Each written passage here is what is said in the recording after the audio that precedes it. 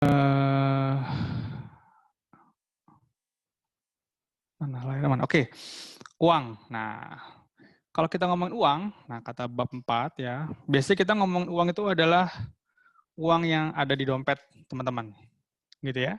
Duit. Nah, kadang-kadang kita kalau ngomongin uang antara ekonom sama karyawan kayak saya, ketika kita ngomongin uang, yaitu uang yang ada di dompet.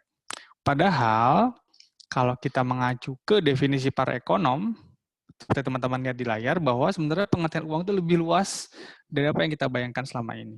Ya. Pertama, kalau dari bukunya Menkyu dibilang bahwa uang itu adalah kumpulan aset likuid yang siap dipakai untuk transaksi. Apa tuh artinya liquid? Liquid itu cair gitu ya. Artinya apa? Itu bisa langsung dipakai untuk transaksi jual beli. Apapun itu. Nah, bahkan kalau menurut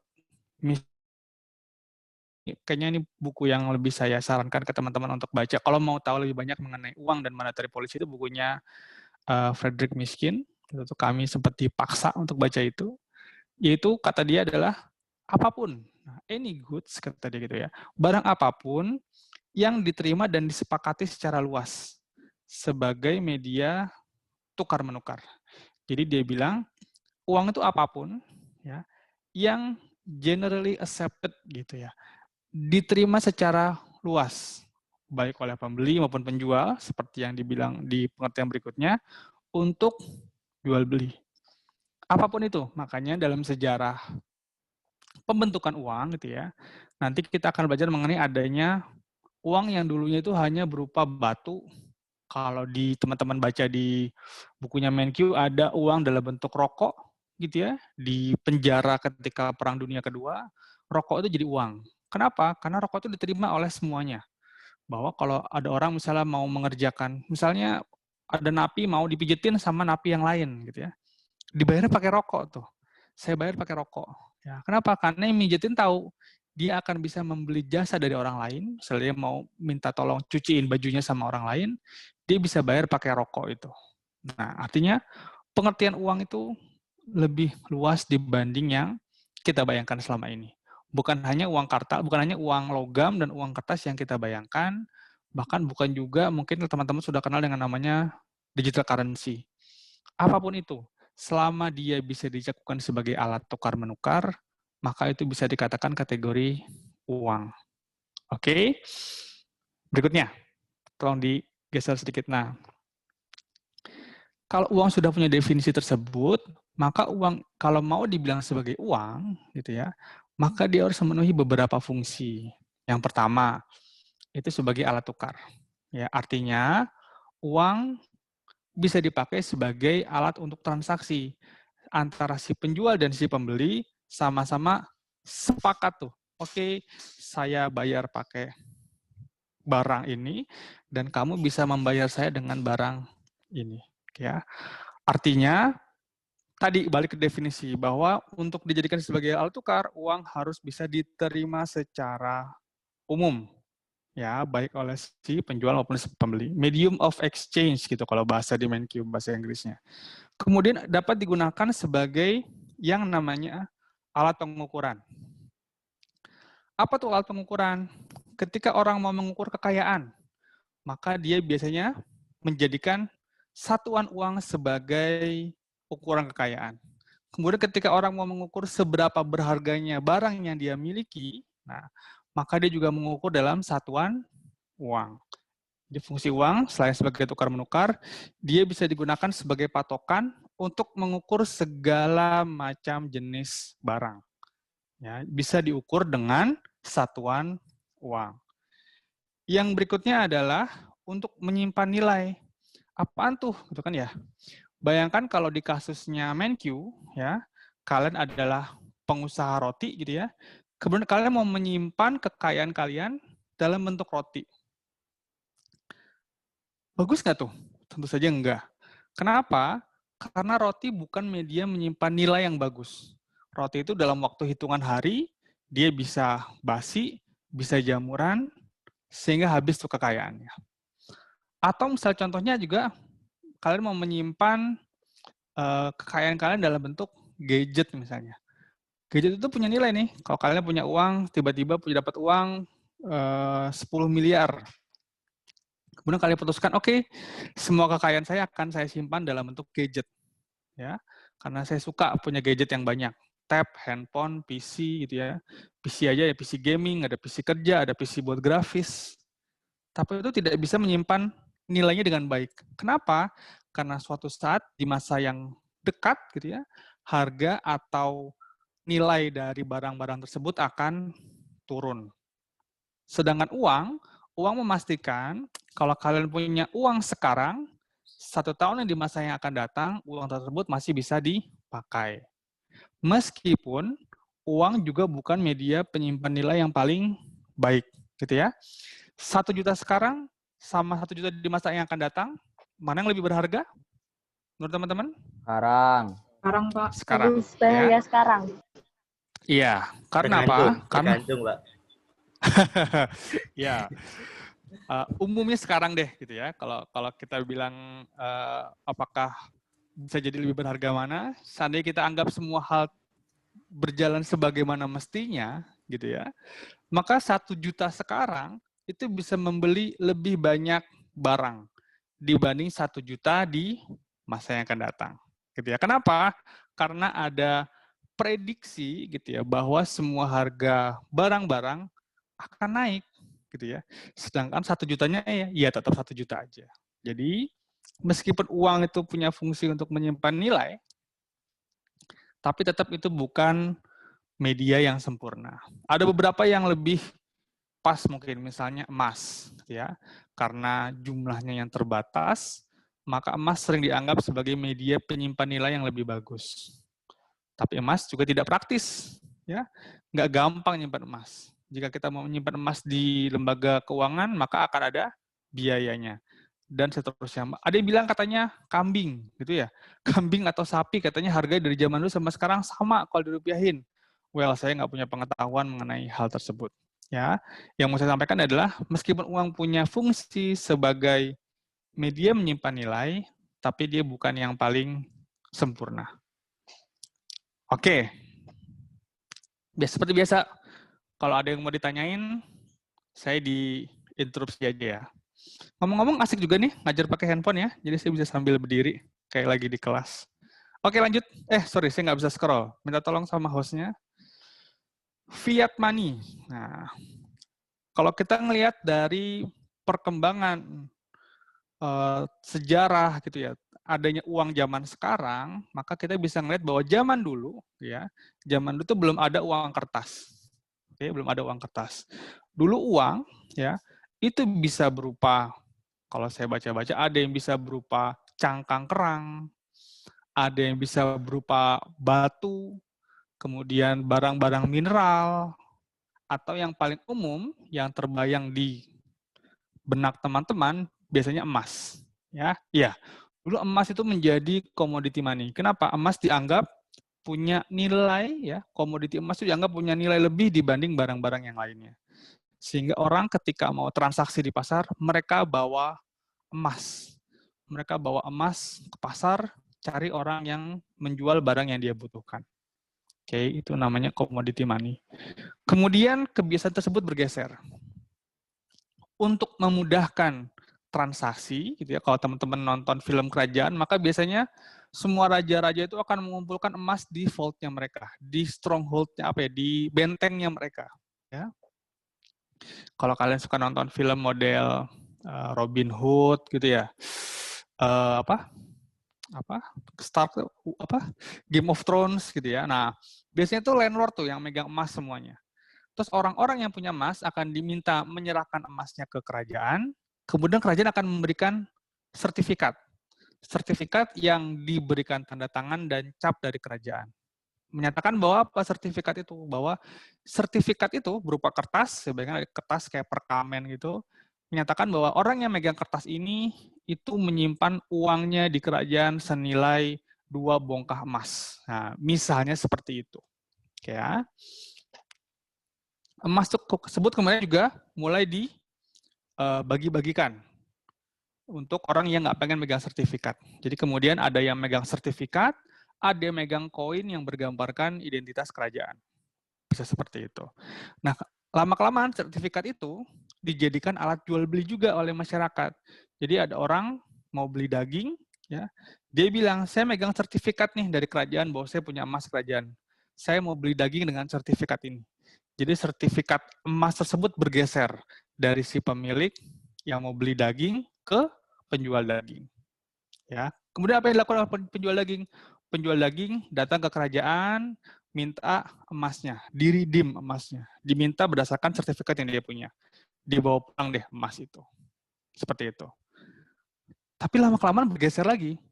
Penjual daging lama-kelamaan setelah dia jual daging, dia juga butuh beli hal lain. Jadi alih-alih dia minta emas ke kerajaan, kemudian emasnya dia taruh di rumah, kemudian dia balik lagi ke kerajaan minta sertifikat, daripada dia bolak-balik, ya udah, begitu dia megang sertifikat dari hasil penjualannya, ketika dia mau beli keju misalnya, maka dia juga datang ke penjual keju dengan membawa sertifikat tersebut. Lama-kelamaan, orang-orang udah makin gak peduli nih dengan kepemilikan emas, selama mereka memiliki sertifikat kepemilikan emas. Jadi lama-kelamaan emas sama sekali nggak beredar di masyarakat. Yang beredar apa? Sertifikat kepemilikan emas. Itu dia yang namanya commodity back money. Dan kebiasaan ini berlangsung sampai 1900-an. Oke. Dolar itu sebelum Great Depression itu masih mata uang yang didukung oleh ketersediaan emas. Jadi jumlah dolar yang beredar itu masih didukung oleh ketersediaan emas di Federal Reserve, di bank sentralnya Amerika. Oke. Di mana tempat orang Amerika nyimpan emas? Namanya apa? Ada yang tahu? Ada yang pernah nonton Die Hard? Apa namanya? Fort Knox ya. Oh. Hah? Fort Knox. Tempat Fort nyimpan uang Amerika. Ya, oke. Itu yang di film Die Hard berapa ya yang diambil dia? Die Hard 2 kalau nggak salah. Kayak tempat penyimpanan emas di Amerika. Dulu dolar masih tergantung pada ketersediaan emas. Jadi kalau Amerika hutang, ya, maka dia bisa membayar dengan menggunakan uang tersebut yang menjamin ada emas di reserve saya. Seakan-akan seperti itu. Tapi lama-kelamaan, hal ini bergeser juga. Ya, mereka berpikir para ekonom, sebenarnya selama negara bisa menentukan bahwa suatu kertas gitu ya, kita bayangkan suatu kertas itu bisa dianggap diterima secara umum oleh masyarakat, maka negara bisa menyatakan nih ya bahwa benda tersebut menjadi alat tukar yang sah. Nah, makanya uang itu disebut juga tidak memiliki intrinsic value gitu ya, nggak punya uang intrinsik. Kenapa? Karena sebenarnya mereka hanya kertas biasa kok, ya, kertas biasa yang disepakati oleh saya dan teman-teman ketika mau jualan. Kita sama-sama sepakat kalau punya kertas tersebut, ya, kita bisa bertransaksi dengan orang lain. Sesederhana itu sebenarnya. Karena ada apa? Karena ada ketentuan yang mengikat dari pemerintah atau ada jaminan dari pemerintah bahwa si uang itu, si kertas itu bisa dijadikan sebagai alat tukar. Itulah yang namanya fiat money, uang fiat yang mereka nggak punya nilai intrinsik. Jadi kalau teman-teman bawa uang 100 ribuan, sejuta gitu ya, 10 lembar, terus jatuh di negara Australia misalnya, yang isinya orang Australia semua, itu uang jatuh nggak akan ada yang ngelirik. Oke, kalau orang Australia semua ya. Mereka nggak tahu itu kertas apaan, ya. Paling bagus adalah diambil, ditaruh di tempat sampah, ya. Karena mereka tidak menganggap uang 100 ribuan merah kita itu sebagai alat yang disepakati untuk tukar menukar, ya. Atau jatuh misalnya kalau kurang jauh di Afrika Selatan sana, ya. Kalian lagi liburan, bawa uang rupiah, jatuh 10 lembar, ya. Lagi santai lagi liburan di pantai di Afrika Selatan gitu.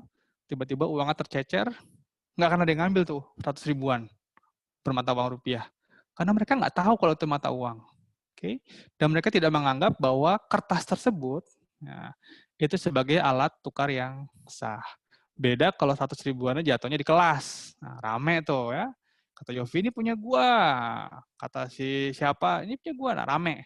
Karena semua sepakat bahwa uang itu bisa dipakai buat transaksi. Lumayan, bisa berapa kali makan tuh di warung terdekat.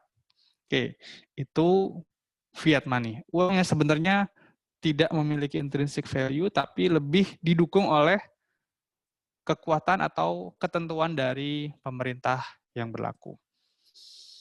Oke, lanjut. Nah, terus gimana cara pemerintah menghitung jumlah uang yang ada di masyarakat? Nah, kalau teman-teman mungkin pernah ngebaca berita di Kompas gitu ya, jumlah uang beredar M2 di tahun atau di tanggal 19 Oktober 2020 sejumlah sekian triliun. Nah, apa sih itu gitu ya? Apa pengertian M2, M1? Untuk memudahkan, ekonomi itu mengklasifikasikan berbagai jenis uang untuk mempermudah penghitungan jumlah uang yang beredar. Ya. Kalau di buku Menkyu, kalian baca ada istilah C, currency. Nah, currency itu sebenarnya uang duit ya. Gimana ya bedain? Karena kita taunya uang itu adalah yang kita pegang di dompet ya. Uang currency itu uang kartal. Ya. Uang kartal itu apa? Uang yang berbentuk kertas maupun logam. Ya. Jadi kalau C itu yang di buku Menkyu itu maksudnya currency. C itu maksudnya adalah uang kartal. Ya. Kemudian yang masuk kategori M1 selain uang kartal itu juga uang yang ada di bank dalam sebutan namanya giro. Ada yang tahu giro itu apa? Atau ada yang pernah bersentuhan? Mungkin kalau bukan pengusaha belum paham. Deposit gitu nggak sih, Pak? Oke. Deposit benar, tapi depositnya beda sama deposito yang biasa dimiliki oleh individu. Kalau depositnya individu, biasanya dia berjangka. Deposito selama setahun. Oke. Bisa diambil nggak? Bisa, deposito bisa diambil, tapi rugi biasanya. Karena return-nya nggak dapat. Atau malah biasanya ada deposito yang tidak boleh diambil selama setahun full. Nanti akan diberikan bunga setiap bulannya, dan bisa diambil uang yang didepositokan di akhir tahun. Itu namanya deposito. Tapi kalau giro, giro ini sebenarnya tabungan dari perusahaan ya yang diperbolehkan melakukan transaksi dalam frekuensi yang sangat banyak dan jumlah yang sangat banyak juga. Biasanya kalau orang individu nggak punya nih giro. Kenapa? Transaksinya paling banter 100 sampai 500 juta. Itu kalau ada yang beli mobil gitu ya, ada yang beli DP rumah gitu ya. Tapi kalau perusahaan, maka dia akan melakukan transaksi dengan nilai yang cukup besar dengan frekuensi yang cukup banyak. Ya. Dan umumnya perusahaan nggak akan ngasih uang cash. Ya. Mereka biasanya pakai namanya giro. Giro itu adalah surat yang memberikan kewenangan buat orang yang memegang giro tersebut untuk apa? Memindahkan sejumlah uang dari bank pemilik giro ya ke bank orang yang dituju. Oke, jadi giro itu sebenarnya sama kayak uang cash gitu ya, atau uang tabungan kita di bank, checking account gitu kalau bahasa di Amerikanya, atau di bahasa perbankan pada umumnya checking account. Saya nggak tahu bagaimana mentranslate ke bahasa Indonesianya ya. Nah, si checking account ini untuk orang pribadi adalah tabungan yang bisa dicairkan kapanpun. Tabungan kita biasa lah. Ya. Kemudian kalau giro, nah itu biasanya punya perusahaan. Ya, jadi uang giro itu uang yang dimiliki oleh perusahaan. Untuk apa? Untuk melakukan transaksi dalam frekuensi yang jumlahnya cukup besar dan nominal juga cukup besar. Tapi dia masih sama-sama liquid. Bisa dicairkan dengan mudah. Itu adalah kategori uang M1. Ya. Sedangkan M2 gitu ya, M2 itu adalah jumlah M1 ditambah dengan uang tadi, deposito, kemudian uang giro dalam bentuk falas yang tentunya lebih perlu waktu untuk mencairkannya, termasuk juga sekuritas yang dimiliki oleh sektor swasta. Oke, jadi M1 dan M2 perbedaannya garisnya adalah mengenai liquidnya. Sejauh apa uang tersebut bisa digunakan sebagai transaksi. Apa hubungannya nih? Ya kalau M1 artinya orang bisa melakukan transaksi dengan cepat dengan M1 tersebut. Sedangkan M2 memang uang yang diharapkan tidak dipakai dalam waktu dekat.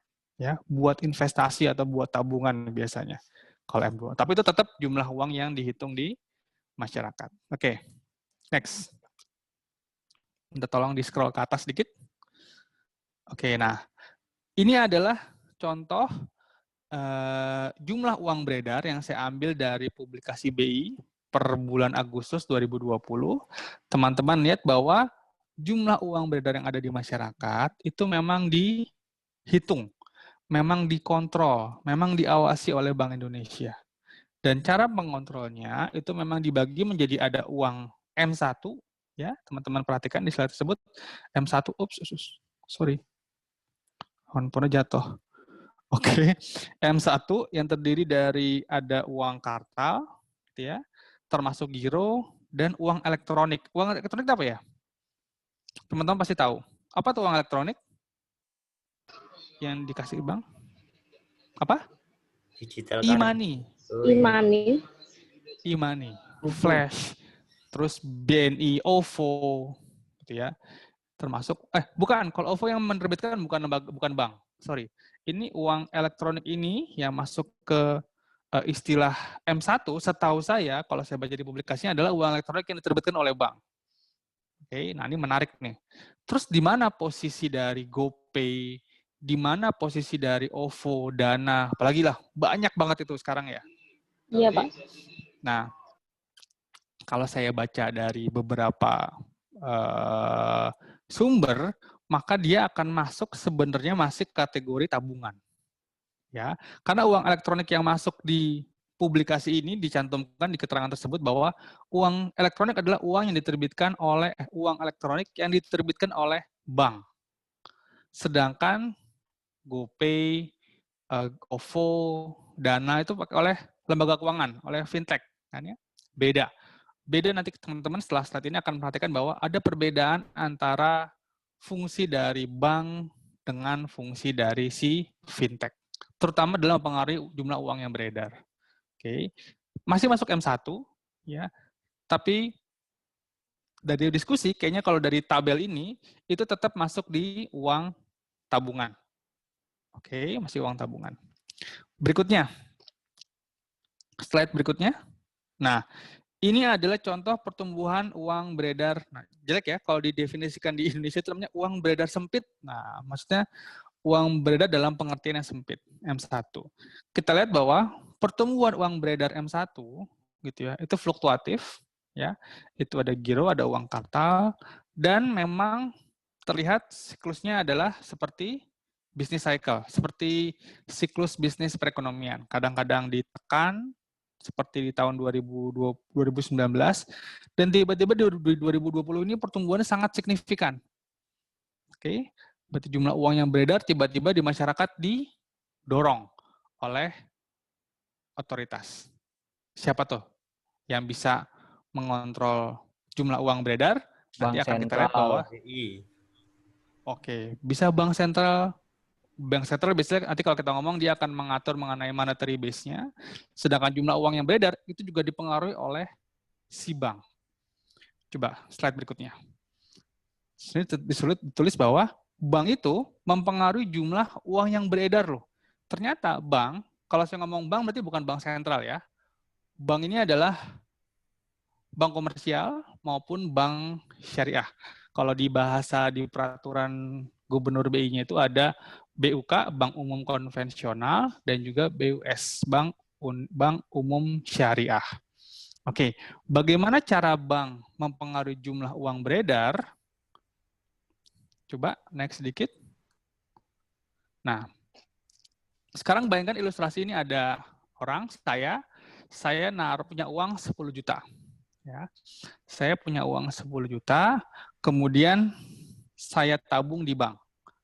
Ya, jadi sekarang setelah saya tabung di bank, saya nggak megang lagi uang 10 juta itu, gitu ya. Sedangkan si bank sekarang punya uang berbentuk tabungan dari saya senilai 10 juta. Ya, di tahap ini, oke ya teman-teman, di tahap ini maka jumlah uang yang beredar masih sebesar 10 juta tuh, ya, belum berubah. Jumlah uang yang beredar di tahap ini tetap 10 juta. Ya, tapi minta tolong ke slide berikutnya. Ketika bank tersebut bisa meminjamkan, ya, ketika saya nabung uangnya di bank, dia masih 10 juta. Ketika saya masukkan uangnya ke bank, banknya pegang deposit saya sebesar 10 juta. Lalu kemudian bank tersebut meminjamkan uang saya ke orang lain. Misalnya untuk memudahkan sebesar 10 juta juga. Oke, saya nggak bisa coret-coret di sini ya. Sebentar, saya coba sambil login di... Tadi ngirimin link ke saya siapa ya namanya ya? Oh, ini dia, udah ketemu. Mana linknya? Oke, jadi ketika dia meminjamkan uang tersebut ke orang lain, ya, sekarang jumlah uang yang beredar di masyarakat itu di bank masih ada 10 juta dalam bentuk deposit. Kenapa masih di bank masih ada 10 juta? Ketika saya minta tiba-tiba mau mencairkan, bank tetap harus menyediakan loh, gitu ya. Uang itu masih uang saya loh. Berarti 10 juta itu maksudnya masih ada di bank, gitu ya, secara digital, secara tertulis. Ya. Sedangkan apa? Uang sebenarnya, uang yang saya tabung sebenarnya sudah dibawa sama orang yang minjem ini. Artinya, saat ini, di titik ini, ketika ada orang yang minjem uang dari bank, itu jumlah uang yang berada di masyarakat, itu sudah jadi 2 kali lipat. Oke. Ada yang 10 juta punya saya, oke, masih ada di bank konvensional, sedangkan si peminjam itu juga punya 10 juta. Jadi ternyata bank itu bisa memultiply, menggandakan jumlah uang yang beda di masyarakat tanpa harus mencetak uang. Oke, Mas Yuda, boleh minta tolong saya dikirimin linknya sekali lagi?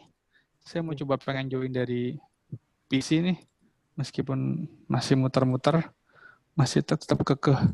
Karena nanti jadi, atau di grup, atau di manapun yang penting masuk ke... Sudah, Pak. Bisa nggak ya? Oke, saya coba join lagi. Supaya bisa sambil coret-coret. Nah, sampai sini ada yang mau tanyain?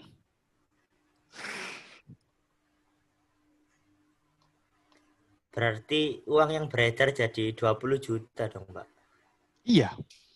Berarti uang yang ada di masyarakat sebenarnya sekarang ada 20 juta. Masyarakat itu artinya apa? Itu di luar bank sentral. Nah, kalau kita ngomongin uang beredar, oke.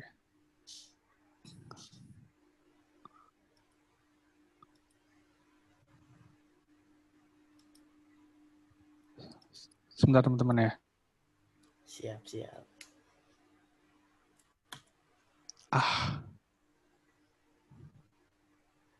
Oke.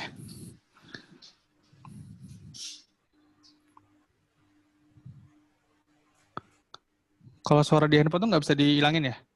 Nggak bisa di-mute ya? Kalian tahu? Ups.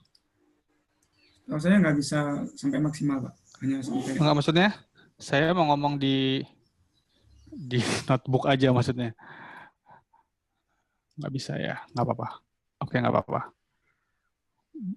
Ini saya baru join di pakai notebook. Saya boleh dikasih kewenangan buat share screen nggak, Mas? Yang Adi PKN Stan, yang di notebook, yang di komputer buat cadangan aja, atau buat ngomong deh. Baik, Pak. Biar Sudah, saya, ya oke.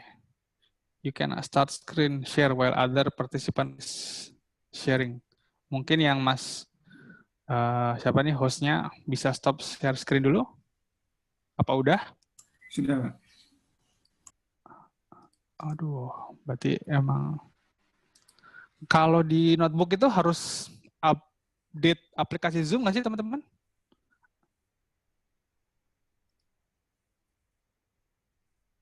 Ada yang tahu? Kalau dari notebook saya kurang tahu, Pak. Oke, kita coba.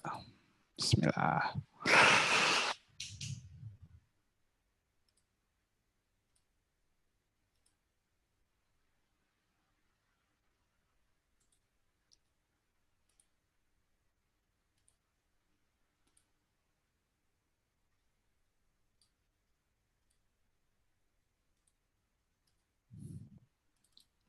Kalau gini kelihatan nggak screen-nya?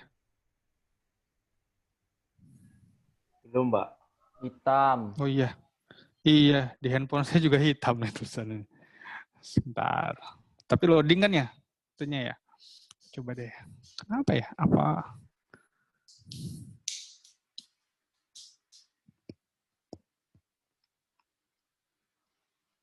Nah, keluar? Sudah, Pak. Sudah, Pak. Oke, Sudah, oke, Pak. oke. Sip. Kita coba.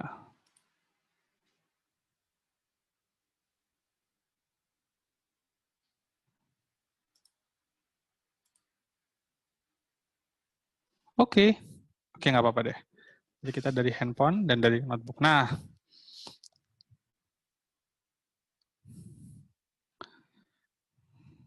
lambat sekali ya.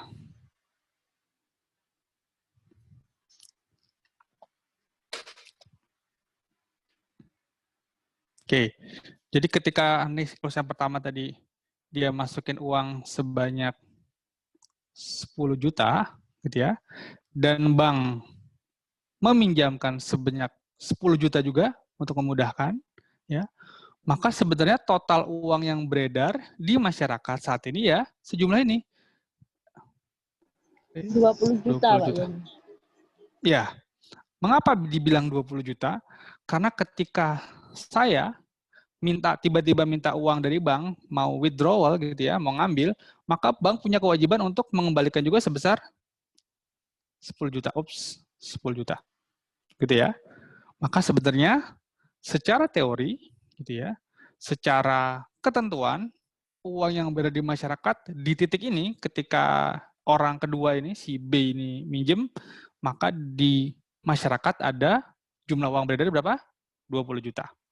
Gitu ya, itu ilustrasi sederhananya. Jadi misalkan saya gambarkan dengan bank yang bermacam-macam. Bukan bermacam-macam, ada banyak bank di masyarakat. Misalnya, ada orang yang mendepositokan, menabung uang sebesar 100 juta di bank nomor 1, misalnya. Ini bukan, sekali lagi, ini bukan bank sentral ya, ini bank konvensional, atau bank komersial maksud saya. Ketika orang menabung uang sebesar 100 juta di bank, ya, maka dalam titik ini jumlah uang yang beredar ada 100 juta.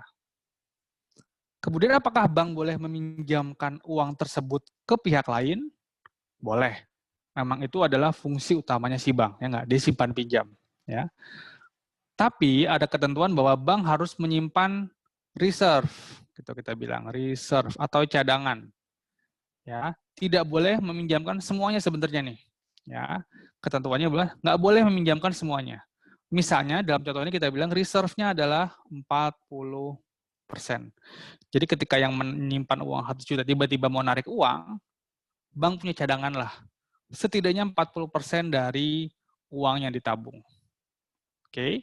Nah, jika tiba-tiba ada orang minjem uang ke bank nomor 1, maka maksimal orang tersebut atau orang-orang tersebut hanya bisa minjem sejumlah 60 juta. Kenapa? Karena 40%-nya harus disimpan di bank 1. Gitu ya. Oke. Maka orang kedua tersebut ketika megang 60 juta, dia punya pilihan apakah mau ditabung lagi atau mau dibelanjakan. Baik ditabung ataupun dibelanjakan, maka biasanya uangnya juga akan ke bank yang lain. Misalnya saya megang uang 60 juta, kemudian 60 juta tersebut saya belanjakan buat beli apa ya, yang harganya 60 juta itu apa? Motor mewah. Ya, motor mewah apalah, harganya 60 juta misalnya. Ya. Kemudian saya bayarkan uang tersebut. Saya bayarkan ke mana? Ke orang lain, ke penjual motor. Penjual motor naruh uangnya di mana? Taruh di bank juga. Jadi sebenarnya uang keduanya pindah dari bank 1 ke bank nomor 2. Oke. Ada 60 juta di bank nomor 2 nih. Dan bank nomor 2 pun punya kekuasaan untuk apa? Meminjamkan uang yang ditabung ke orang lain. Oke. Tapi ingat, dia harus nyimpen 40% dari jumlah depositnya. Artinya 60%-nya boleh dia pinjamkan. Dan demikian terjadi di bank nomor 3 dan bank nomor 4.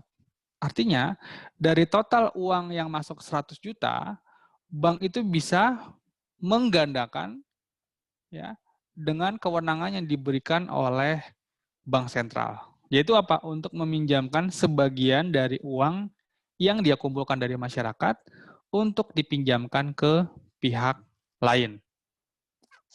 Oke? Jadi apa? Bank itu bisa memutar uangnya dan bisa menambah jumlah uang yang beda di masyarakat.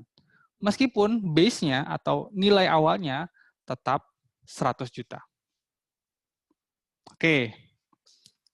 Sampai saat ini, ada yang mau tanyain? Oke, nggak ada. Lalu bagaimana cara ekonom menggambarkan situasi ini? Oke ya. Bagaimana dia cara menggambarkan? Yaitu dengan menggunakan persamaan biasa. Ya. Di persamaan pertama, ya bilang bahwa jumlah uang yang beredar M, gitu ya, itu sama dengan jumlah uang kartal, currency yang dipegang oleh masyarakat, gitu ya, ditambah dengan deposit. Oke, jadi jumlah uang beredar itu sama dengan jumlah uang kartal ditambah dengan tabungan. Ya. Sedangkan di persamaan kedua, dia bilang bahwa monetary base itu adalah uang yang sebenarnya ada, yang pertama kali ada, tadi 100 juta tersebut, itu sama dengan currency, uang kartal yang dipegang masyarakat, ditambah dengan cadangan yang harus disimpan di masing-masing bank. Oke. Untuk memudahkan ilustrasi persamaan ini, saya mau coba untuk pakai Excel, ya, karena kalau secara pembuktian belum sampai situ. Oke, kita coba pakai Excel. Mana Excel? Sebentar, book 1.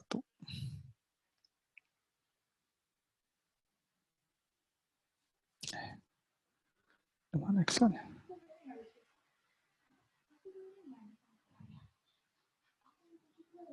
Mana Excelnya ya?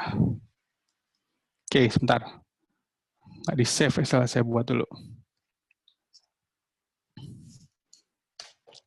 Layar kelihatan.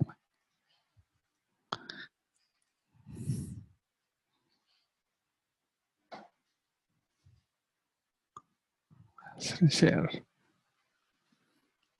Oke, masih muter-muter ya. Ini saya buat misalnya tabungan. Oke, ini adalah currency. Oke, terlalu kecil ya gambarnya. Enak juga ya, kalau saya bisa lihat di handphone, saya bisa lihat apa yang kalian lihat ya. Udah cukup kelihatan? Oke, C itu adalah currency. Currency itu apa? Ini adalah uang kartal. Uang kartal. Gitu ya. Sedangkan D itu adalah deposit atau tabungan. Dan M itu adalah money supply. Oke. Ini kita, misalnya ada orang satu, dia pegang uang kartal sejumlah 10.000 deh, biar gampang.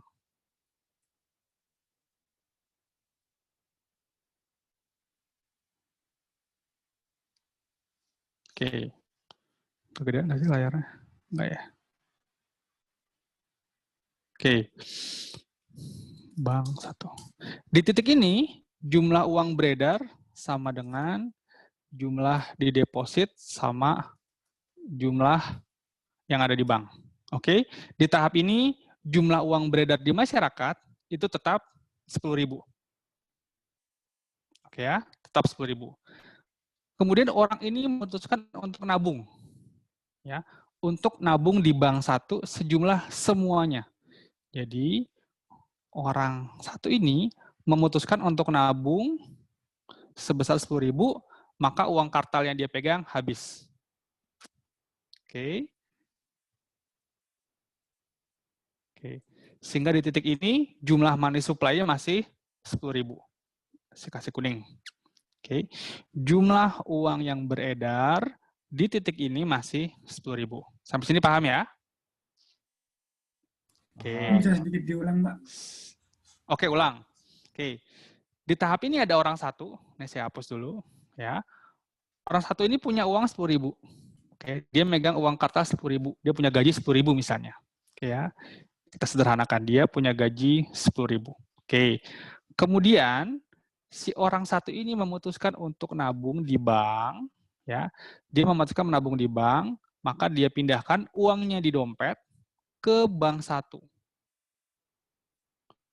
Di titik ini, jumlah uang beredarnya masih 10.000. Oke, gitu ya. Sampai sini oke? Baik Pak, terima kasih Pak. Oke. Kemudian, bank satu ini seperti kita tahu, dia punya fungsi untuk simpan pinjam. Oke, ya.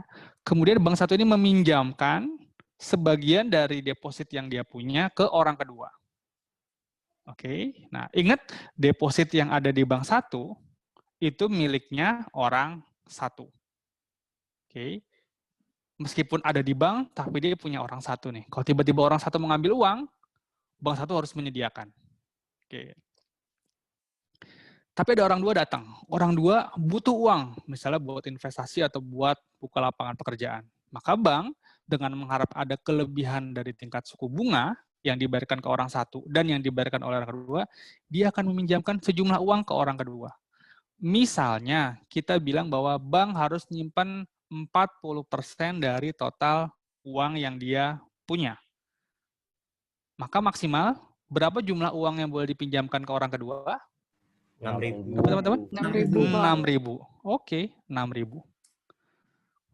Jadi, di titik ini, orang kedua megang 6.000, dan orang ke satu juga masih megang uang 10.000 loh, tapi dia taruh di bank. Artinya apa? Jumlah uang berada di masyarakat bertambah. Jadi 16.000. Gitu ya. Bertambah nih jumlah uang beredarnya. Oke.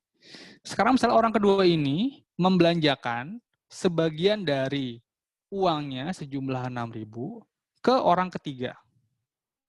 Misalnya dia belanja 2.000. Misalnya, oke.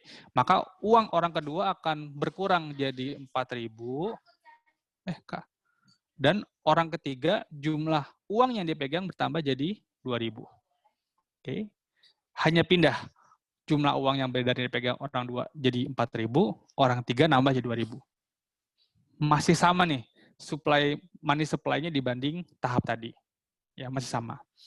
Kemudian orang kedua memutuskan untuk nabung. Setelah dia belanjakan, oh ternyata masih ada sisa. Yang 4.000-nya mau dia tabung di bank nomor 2. Misalnya semuanya mau ditabung. Jadi ini kita hapus, kemudian pindah jadi deposit di bank kedua sejumlah 4.000. Money supply masih 4.000.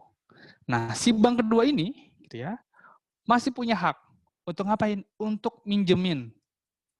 Oke, masih minjemin. Seberapa banyak? Yaitu sebanyak 60% dari uang yang didepositkan oleh orang kedua. Oke, kenapa? Karena 40%-nya harus tetap ada loh di bank 2 gitu ya. Ketentuannya itu tadi kita bilang, harus ada reserve, harus ada cadangan. Berarti yang bisa dipinjamkan ke orang ketiga yaitu sebanyak 60% dari 4.000 yaitu 2.400. Nah, sampai tahap ini aja sekarang jumlah uang yang beredar M sama dengan C plus D, kalau tadi kita lihat di persamaan nomor 1, udah bertambah. Jadi 18.400. Oke. Sekarang kita lihat ke persamaan kedua. Ada currency, gitu ya. Masih sama. Oke, kita lihat. Ada currency, ada reserve, ada monetary base. Kita ganti. Ini jadi reserve, ini jadi base. Oke ya. Oke. Kita ulangi cerita yang sama. Si orang pertama, oke, saya copy dulu sebentar.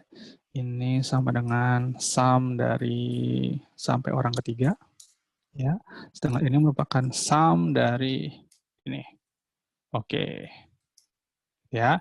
Sekarang orang satu punya uang 10.000 sama persis.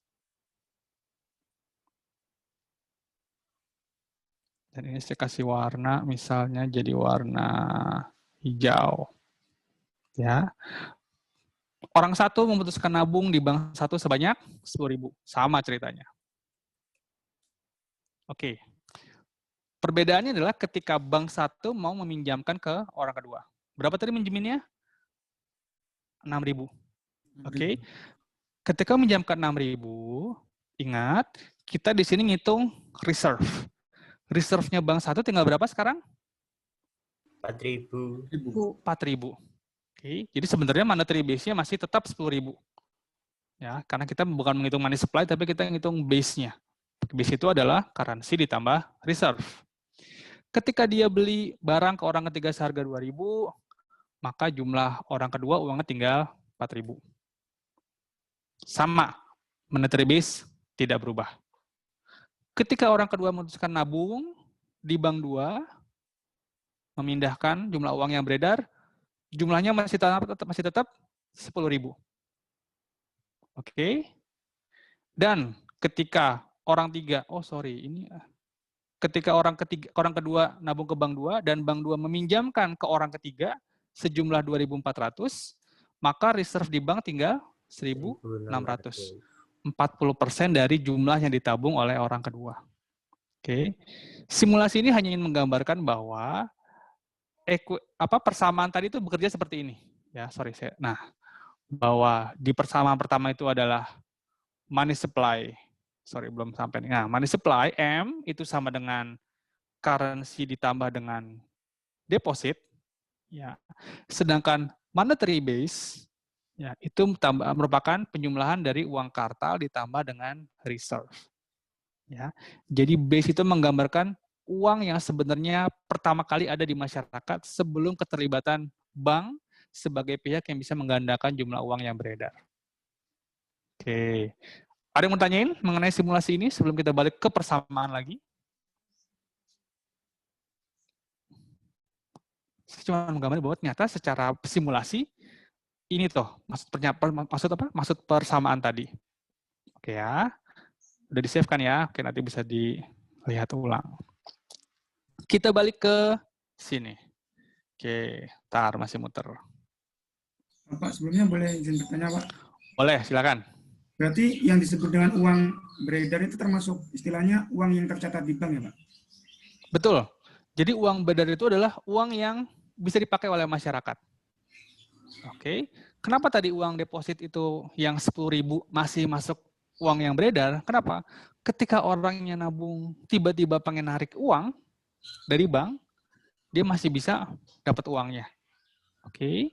Jadi money supply itu uang ada di masyarakat, termasuk di household, termasuk di government, termasuk juga di firms. Gitu ya. Oke.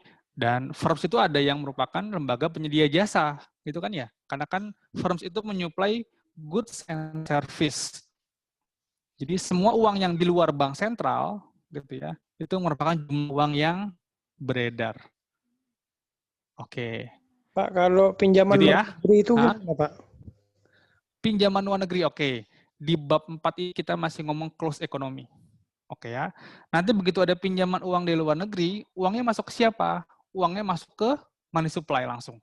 Karena dia nggak ngelewatin bank BI. Misalnya pemerintah minjem uang, maka tiba-tiba money supply uang di pemerintah bertambah. Gitu ya. Tapi nanti ya teman-teman ya, kita ngomongin open economy nanti kalau nggak salah di pertemuan ke-6. Untuk sementara untuk memudahkan diskusi, kita ngomong closed economy dulu. Masih belum ada pinjaman luar negeri. Tapi supaya gampang bayanginnya, ketika pemerintah minjem uang, uangnya ada di mana sekarang? Di pemerintah. Pemerintah bisa ngapain? Bisa belanja. Jadi sebenarnya jumlah uang yang beredar itu bertambah. Ada di mana uangnya? Ada di pemerintah. Gitu ya. Oke. Gimana yang nanya? Pak, terkait dari pertanyaan Fikri tadi kan, kalau misalkan orang nyimpen uang 10.000 di bank, kemudian banknya mengedarkan uang tersebut lagi ke orang kedua. Misalkan orang pertama ingin menarik semuanya, kan tapi nggak ada, Pak, nggak ada dalam bentuk giral.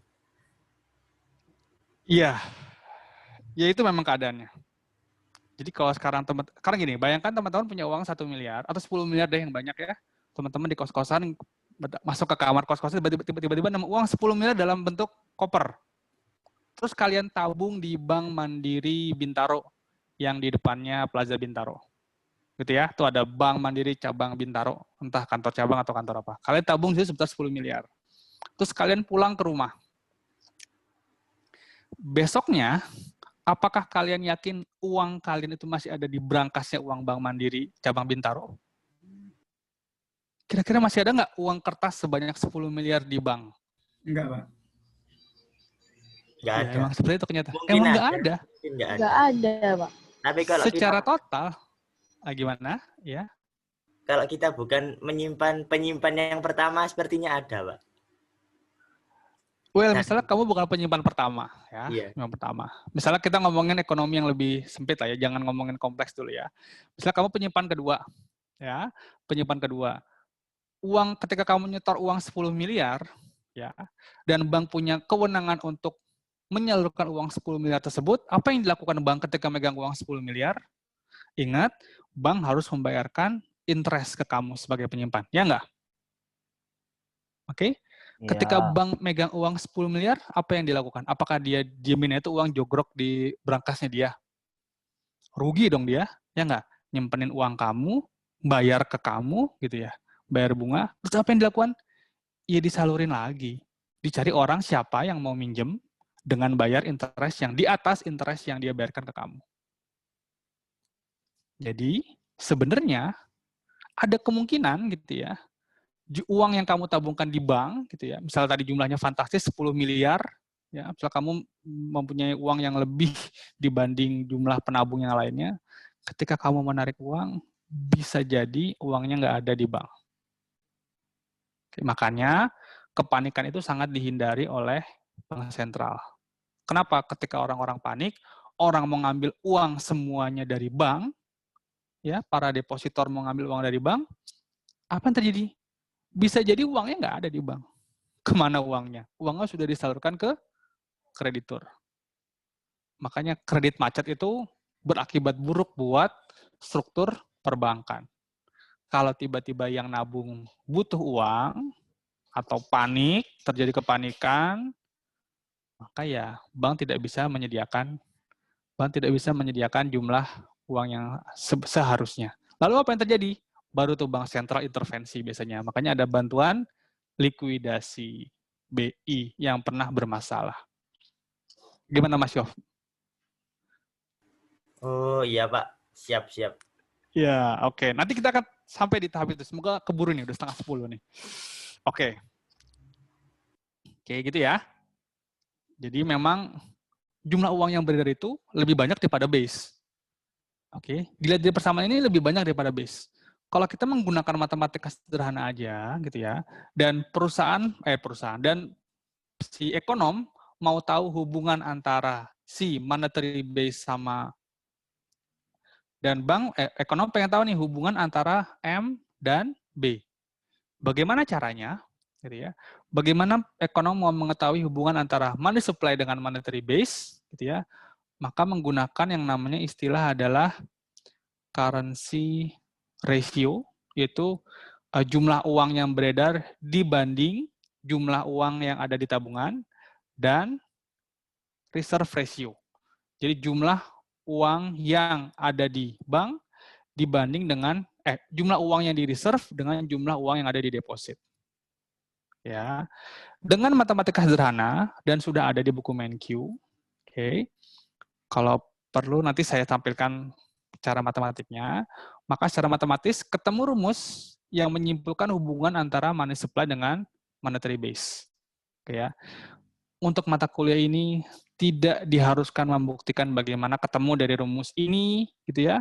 Kok bisa jadi rumus yang model kayak gini? Ya. Yang jelas, ini adalah hubungan dari rumus matematika 1 dan 2 tadi yang menyimpulkan bahwa ternyata kesimpulannya bahwa money supply itu dipengaruhi secara proporsional oleh monetary base. Dengan cara apa? Yaitu 1, CR. Kecenderungan orang untuk menyimpan. Orang tuh lebih senang megang uang di dompetnya sebagai currency, atau orang lebih senang deposit di bank. Itu menentukan jumlah money supply. Yang kedua adalah berapa jumlah reserve to deposit ratio-nya. Tadi contoh kita berapa? 40%.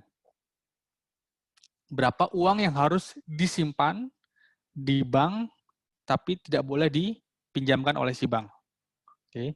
Jadi jumlah uang yang beredar ternyata berhubungan dengan jumlah monetary base. Oke ya. Kalau terlihat dari persamaan ini, menurut teman-teman mana yang lebih besar? M atau B? M. Money supply ya. Oke. Oleh karena itu kita dapat kesimpulan nih dari money supply model ini. Kesimpulan pertamanya adalah bahwa satu, money supply itu proporsional dengan base. Ya. Yang kedua, tadi saya tulis lagi nih persamaannya. Saya tulis di sini. Oke. Kok belum keluar coret-coretan saya? Oke. Sama dengan CR plus 1 dibagi CR plus RR dikali base. Oke, semakin kecil reserve ratio, maka akan semakin banyak M-nya. Jelas ya? Semakin kecil reserve ratio, maka money supply akan banyak. Kalau bank hanya diperlukan untuk menyimpan uang jumlah sedikit aja, otomatis money supply makin banyak. Kita lihat ya, secara matematis ada hubungan yang terbalik antara RR dengan M. Oke. Kemudian, semakin kecil currency deposit ratio, ya, artinya orang-orang lebih senang untuk nabung di bank, gitu ya. Currency itu deposit. Jadi jumlah uangnya disimpan dibanding uang yang ada di bank. Semakin kecil currency deposit ratio, artinya semakin kecil uang yang disimpan oleh masyarakat di rumahnya dan semakin banyak yang ada di bank, maka semakin besar uang yang ada di bank untuk disalurkan kepada orang lain. Artinya dia bisa menambah jumlah money supply. Kesimpulannya itu, bahwa jumlah uang yang beredar itu ternyata dipengaruhi oleh satu, jumlah atau tingkat reserve rate yang ada di bank konvensional atau bank syariah, dan juga kecenderungan masyarakat. Lebih senang nyimpen atau lebih senang nyimpen di bawah bantal atau lebih senang nyimpen di bank. Itu yang mempengaruhi jumlah uang yang beredar menurut model ini. Oke, sampai sini ada yang mau tanyain nggak?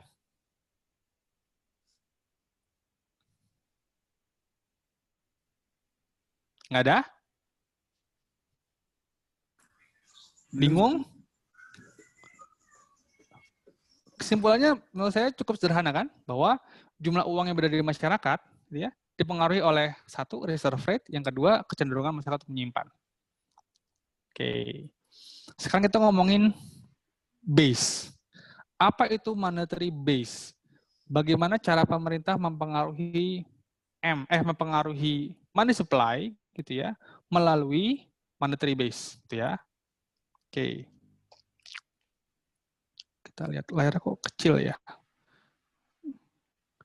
Kita hyperster view. Ups. Kenapa tuh?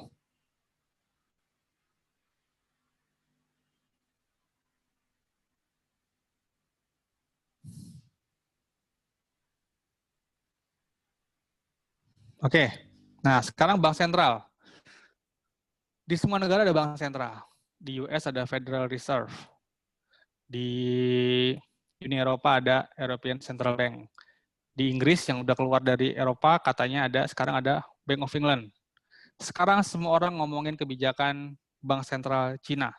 Padahal dulu kayak zaman saya sekolah belum pernah masuk objek pembicaraan nih. Sekarang semua keputusan dari Bank Cina mempengaruhi. Kenapa? Karena jumlah atau volume ekonominya sangat mempengaruhi perdagangan di dunia. Kemudian ada juga Bank of Japan. Nah, kenapa Bank of Japan ngaruh nih? Apa hubungannya? Perhatikan bahwa Bank Japan itu di Jepang itu debt to GDP ratio-nya itu sampai 260%. Artinya bank sentral itu bisa meyakinkan atau mengeluarkan keputusan bahwa negara boleh minjem 2,6 kali lipat lebih banyak dibanding GDP-nya. Keren tuh banknya tuh. Gimana cara, dan dia tidak pernah mengalami inflasi. Makanya seperti yang Yofi bilang tuh, berarti MMT bisa nih, ya utang banyak tuh nggak masalah, inflasi nggak terpengaruh oleh jumlah uang yang benar atau apapun itu. Well, kita lihat ya, kita nantilah. Kalau kita sempat waktu kita ngobrolin itu MMT. Dan tentu saja ada yang terakhir yang mau kita omongin adalah bank sentral kita. Apa yang bisa dia lakukan untuk menentukan jumlah uang beredar di Indonesia. Oke, Berikutnya. Oh, kalau di layar audience itu telat ya, coret-coretnya ya. Oke, sip. Sekarang yang paling gampang adalah bagaimana BI bisa mempengaruhi jumlah base. Bagaimana BI bisa mempengaruhi jumlah monetary base. Oke ya, kita sekarang ngomong-ngomong gimana cara si BI mempengaruhi B. Ingat tadi, money supply dipengaruhi oleh base. Yang pertama namanya adalah open market operation, atau bahasa Indonesia operasi pasar terbuka berarti. Ya, operasi pasar terbuka. Apa yang dilakukan oleh si BI? Yang pertama yaitu membeli yang namanya surat utang negara. Oke ya. Kalau di Indonesia namanya adalah SPN, surat perbendaan negara. Kalau di luar negeri namanya T-bills, treasury bills. Itu SPN itu merupakan surat utang negara jangka pendek yang hanya berjangka waktu 1 tahun. Nah, kenapa surat utang negara dianggap lebih nyaman atau lebih rendah resikonya dibanding obligasi yang lain? Jawabannya adalah karena negara lebih rendah resikonya untuk bangkrut. Jadi kalau negara punya utang sama kita, setelah kita beli SPN nih, kita membeli surat perbendaharaan negara yang dikeluarkan oleh Kementerian Keuangan, Direktorat Jenderal Pembiayaan dan Pengelolaan Risiko. Lagi banyak nih, mereka lagi banyak jualan surat utang negara. Ya, kalau kita punya utang, kalau negara punya utang ke kita, gitu ya, itu lebih rendah resikonya dibanding kalau ada orang lain punya utang ke kita. Ya, orang lain bisa kabur, negara nggak bisa kabur. Orang lain bisa, mohon maaf, meninggal. Negara meninggalnya lama kayaknya nih, gitu ya. Orang lain bisa bangkrut, nah negara juga bisa bangkrut, tapi lama kayaknya, nggak dalam jangka waktu dekat. Oleh karena itu, treasury bills, SPN dianggap lebih rendah resikonya dibanding kalau orang Indonesia mau beli surat utang yang lainnya. Oke, dengan membeli SPN, jadi pemerintah gitu ya, membeli SPN yang ada di masyarakat. Jadi dia bilang, oke, Bank Indonesia mau beli surat utang dari yang dipegang oleh masyarakat maupun surat utang yang dipegang oleh bank. Apa yang terjadi kalau BI beli, ini The Fed contohnya ya. Ini slide-nya dari buku apa saya lupa. Kalau BI beli suku bunga, beli surat utang dari masyarakat, maka artinya uang akan mengalir dari BI ke masyarakat dan juga ke bank. Oke, uangnya ngalir dari BI. Oke, uang dari mana nih? Iya, uang cadangan devisa BI lah. Untuk sementara kita ngomong gitu. Oke ya. Uangnya ngalir dari bank BI, dari cadangan devisanya BI, ngalir ke masyarakat. Apa yang terjadi kalau uangnya mengalir dari bank BI ke masyarakat? Artinya masyarakat bisa aja nyimpan uangnya di bawah bantal, atau dia bisa nabung ke bank. Dia bisa milih mau nabung sebagai currency, sebagai uang kartal, atau nabung di bank. Oke, artinya apa? Kalau C-nya naik, D naik, tadi money base sama dengan C plus D, maka money supply bisa naik. Oke ya. Dengan cara apa? Menambah monetary base, jumlah uang yang ada di masyarakat. Oke ya. Kemudian, kalau kita ngomongin bank, maka bank setelah menerima uang dari masyarakat, dia bisa disimpan aja, gitu ya, atau dia bisa nambah cadangan dia di Bank Indonesia. Karena sebenarnya kayak slide yang akan kita bahas nanti, bank sentral itu berperan sebagai banknya para bank konvensional. Oke, jadi intinya kalau uang sudah mengalir ke masyarakat, ini mengalir semuanya ke sini sama ke sini dalam bentuk rupiah, artinya lebih banyak uang yang akan bisa di-spend di masyarakat. Oke, berikutnya. Kebalikannya, kalau kalau BI mau mengecilkan jumlah uang yang beredar di masyarakat, ngapain? Maka BI akan menjual SPN-nya dia ke masyarakat. Kalau BI menjual SPN-nya pemerintah, maka uangnya mengalir dari mana? Uang akan mengalir dari masyarakat ke BI.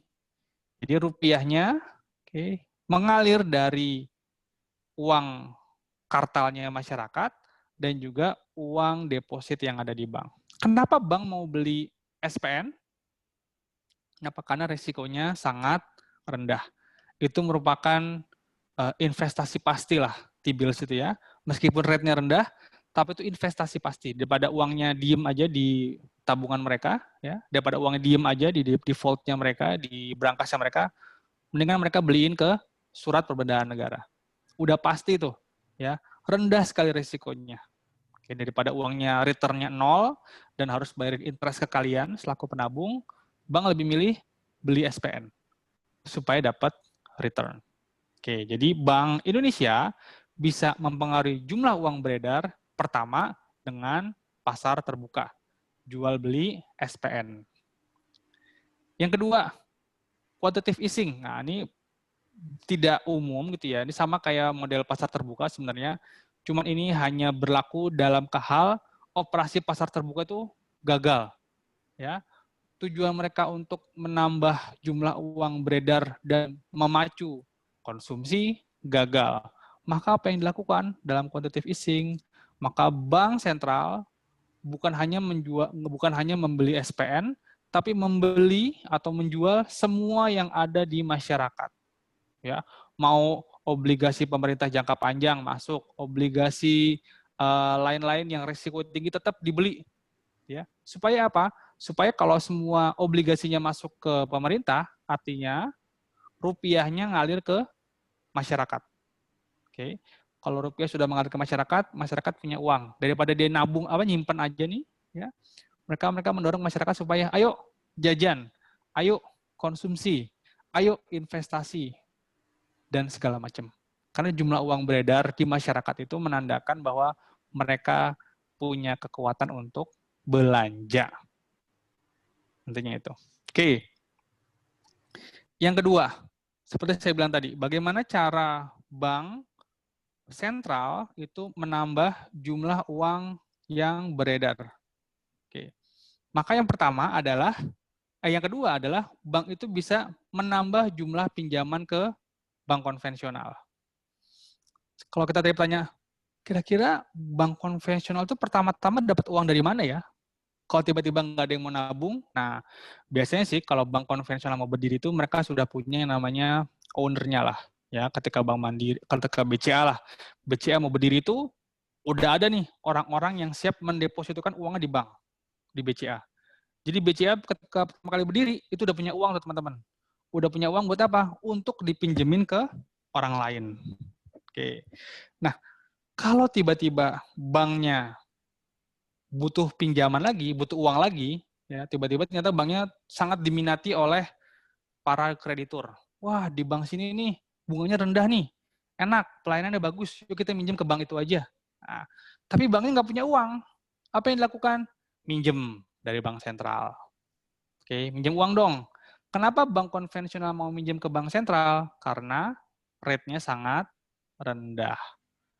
Ya, jadi pinjaman dari bank sentral ke bank konvensional itu dalam tingkat suku bunga yang jauh lebih rendah dibanding kita minjem ke bank konvensional. Oke. Yang kedua, kapan ada uang mengalir lagi ke bank konvensional? Yaitu saat banknya hampir bangkrut. Ya, nggak punya uang. Kayak tadi ide siapa tuh? Teman-teman lain. Gimana kalau tiba-tiba semua orang panik terus minta uangnya dikembalikan ke bank? Apa yang dilakukan oleh bank sentral? Satu bank aja yang bangkrut, gitu ya, itu bisa menyebabkan sentimen negatif ke perbankan Indonesia. Makanya biasanya kalau udah ada bank yang mau bangkrut, disetor nih, dikasih gelontoran uang dari bank sentral ke bank tersebut untuk memastikan likuiditasnya. Jadi kalau tiba-tiba nasabahnya mau narik, bank tersebut punya uang buat nyetorin. Padahal uangnya udah di mana? Udah di krediturnya. Oke, seperti itulah sistem perbankan. Oke, bahwa bank boleh minjemin uang kita ke orang lain. Oke. Sekarang mungkin nyambung sama pertanyaannya si Yofi. Uangnya dari mana nih? Gimana kalau tiba-tiba bank sentral udah nggak punya uang? Memang bank sentral uangnya banyak. Apakah dari pajak? Nah, kalau kata beberapa ekonom, bisa mendanai semua pengeluaran pemerintah dari pajak itu adalah sebuah impian yang too good to be true, katanya gitu. Kan idenya government itu dari tax gitu kan ya? Bahwa government itu dapat uang dari tax. Tapi apa yang terjadi kalau uang tax itu nggak ada di sana? Ya. Terus kita mau ngapain? Nah, ketika ada aset bubble di tahun 2008, di Amerika Serikat, semua bank di Amerika Serikat mengalami yang namanya kesulitan pencairan. Nasabah-nasabah nggak bisa ngembalin uang, gitu ya, kredit macet, dan masyarakat tiba-tiba panik, terus mau ngambil uang dari bank tersebut, pindah ke bank lain gitu misalnya, atau mau ngambil cash-nya. Biasanya sih mau dipindahkan, ditransfer ke bank lain yang lebih bonafit, misalnya dipindahin ke Swiss, dipindahin ke European, ke bank di Eropa. Lalu apa yang dilakukan oleh bank sentral? Nah, Mas Yofi tahu jawabannya. Gimana caranya Mas Yofi kalau central bank udah nggak punya uang? Printing money. Mereka nyetak uang. Dan ini bukan Adi yang ngomong, tapi Gubernur Federal Reserve, Ben Bernanke, waktu itu bilang bahwa ketika semua bank di Amerika Serikat kesulitan likuiditas, apa yang dilakukan? Kami tinggal nambahin pakai superkomputer kami, tambah 000 di belakang jumlah bank-bank yang bermasalah. Jadi sebenarnya itu adalah printing money model baru ya. Jadi printing money itu bukan hanya melalui peruri gitu, nyetakin uang, kertas gitu. Kadang-kadang bank itu hanya butuh apa? Jumlah tambahan deposit yang lebih besar di akun bank mereka. Jadi ketika nasabahnya mau narik uang, jadi narik uang itu kan nggak harus dalam bentuk uang kertas ya teman-teman ya. Mau narik uang itu bisa-bisa mereka minta transferin dari rekening saya ke rekening saya di bank Jepang, di bank saya di Singapura yang terlihat lebih sehat keadaannya. Lalu apa yang dilakukan oleh bank komersial kalau nggak punya uang? Ya mereka mohon ke bank sentral, saya nggak punya uang nih, tolong pinjemin dulu. Terus apa yang dilakukan kalau bank sentral juga udah nggak punya uang? Ya udah, ini kan semua serba digital. Oke? Apakah uang yang ada di internet banking kalian benar-benar ada di bank? Kalian nggak tahu. Benar? Apakah kalian bisa meyakinkan ada lembaran-lembaran uang yang ada di bank kalian? Enggak, Ada Pak. yang bisa memastikan? Nggak tahu. Yang penting kita tahu begitu kita internet banking, jumlah uang saya ada di situ. Ketika kalian beli handphone, ketika kalian mau beli sesuatu gitu ya lewat internet banking, kalian cuma bilang, tolong pindahin uang saya dari rekening ini ke rekening penjual di Tokopedia. Berkurang deh uangnya. Para penjual Tokopedia pun juga dengan senang hati cuma ngeliat, oh di internet banking saya nolnya udah nambah. Terus mana uang aslinya? Ya nggak ada, yaitu uang yang ada di rekening digital itulah uang kalian. Dan itu juga terjadi di proses perbankan secara makro. Nggak usah kaget. Memang seperti itulah keadaan. Dan ini bukan konspirasi, enggak. Ini diwawancarai oleh media massa nasional. Dan ini sudah diberitakan bahwa memang pada saat itu Federal Reserve nggak punya uang. Dan apa yang melakukan? Mereka printing money. Mereka cetak uang. Dialirkan ke bank-bank komersial. Gitu. Nah, itu salah satu ide dari MMT yang pernah ditanyakan sama Yofi dan beberapa teman-teman. Bagus atau buruk? Debatable. Ya, meskipun para pendukungnya lebih sedikit dibanding orang yang menentang. Oke. Ngomongin apa tadi? Kasih uang ke bank. Itu ya intinya ya. Ada yang mau tanyain? Nggak ada? Oke, kita lanjut. Kemudian, oh iya. Oke. Lanjut. Silakan. Sorry. Yuk. Yofi duluan. Enggak, sama aja, Leo. Pada baik-baik banget sih. Izin bertanya, Pak. Ya. Kalau hubungannya dengan meningkatkan jumlah uang yang beredar di masyarakat, apakah lebih baik dengan membeli surat utang negara atau dengan ini, Pak, mencetak uang, Pak? Oke. Kalau uangnya ada di bank sentral gitu ya, bank sentral punya uang, punya cadangan uang, dan biasanya saat ini masih dihitung dengan cadangan berupa dolar, ya mendingan pakai yang ada di Bank Indonesia dulu. Menurut saya, mungkin Yofi beda nih pendapatnya nih. Ya udah, karena saya kan ekonom yang diajari tanpa diperkenalkan dengan MMT. Ya, jadi secara konvensional, kalau kita menambah jumlah uang yang berada di masyarakat dengan menaikkan monetary base, itu sebenarnya uangnya ada. Ya, jumlah kekayaan itu ada di Indonesia, ada di bank sentral kita. Ketika Bank Indonesia membeli SPN, maka itu adalah uang cadangan devisa yang diperoleh oleh Bank Indonesia dari transaksi di luar negeri. Ya, bisa jadi mereka jual beli falas, mereka punya dealing room sendiri, mending seperti itu. Oke, dibanding untuk printing money. Ya, bukan menurut saya sih, Baik, Pak. menurut Terima ekonomi kasih, Pak. secara konvensional. Ya, oke. Mas Yof, gimana Mas Yof? Enggak, Pak. Itu, Pak. Saya tanya yang dolar itu katanya kalau printing money nggak pakai underlying emas itu apakah benar, Pak? Apakah itu juga salah satu faktor yang membuat pada 2008 ini dolar itu membagikan 0 di belakang mata uangnya untuk membantu bank-bank konvensional seperti ini, Pak? Iya. Seperti saya bilang tadi, commodity back money itu terakhir kalau nggak salah di masa Great Depression. Setelah itu, maka semua bank di negara pun sudah mulai mencetak uang tanpa didukung oleh ketersediaan emas. Itu commodity back money itu udah dulu banget. Ya, sekarang semua orang mencetak itu bukan lagi dengan ketersediaan emas, tapi dengan apa? Saat ini kebetulan kebanyakan dengan ketersediaan dolar. Oke, makanya waktu itu Stephanie Kelton gitu ya, si pendukung MMT bilang, udah terbitin aja dolar sebanyak-banyaknya. Selama apa? Selama supply kita memenuhi permintaan uang. Karena bayangin gitu teman-teman, ketika sebuah negara atau misalnya bayangin Amerika Serikat, printing uang sebanyak-banyaknya ditaruh di bank. Ya, kemudian bank disalurkan ke masyarakat. Artinya apa? Masyarakat jadi punya uang sekarang kan, gitu ya. Ketika unemployment tinggi, maka teori dari printing money itu adalah nyetak uang tuh ngasih uang ke pemerintah, tambahin digit 0000 di rekening pemerintah. Jadi pemerintah bisa bayar si pemilik semen, or pemerintah bisa bayar. Oh iya, sorry sebentar ada iklan. Nah, pemerintah bisa bayar para pekerjanya dengan uang 000 yang ada di rekening pemerintah. Dan si pekerja juga menerima, begitu dibayarkan juga cuma menerima nambahin jumlah 00 aja kan di rekening digital mereka, tanpa mereka megang uang kertasnya. Ketika semua uang itu udah beralih ke masyarakat, artinya apa? Masyarakat punya daya beli yang lebih tinggi. Nah, menurut MMT, ketika masyarakat punya daya beli yang tinggi, itu nggak akan terjadi apa-apa. Selama apa? Selama supply-nya ada.